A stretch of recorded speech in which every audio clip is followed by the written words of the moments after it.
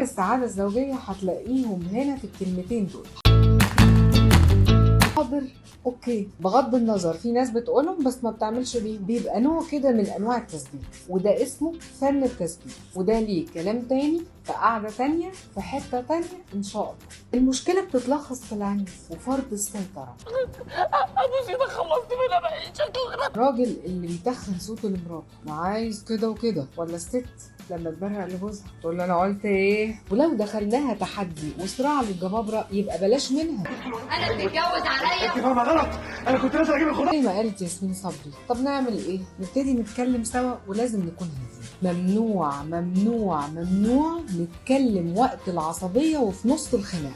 وقت المشكله نأجل الكلام لبعدين لما نهدى. الاتفاق والصراحه ان القعده دي تكمل عشان نتصالح مش عشان نركب بعض الغلط. المشكله والحل واجباري تركن غرورك على جنب.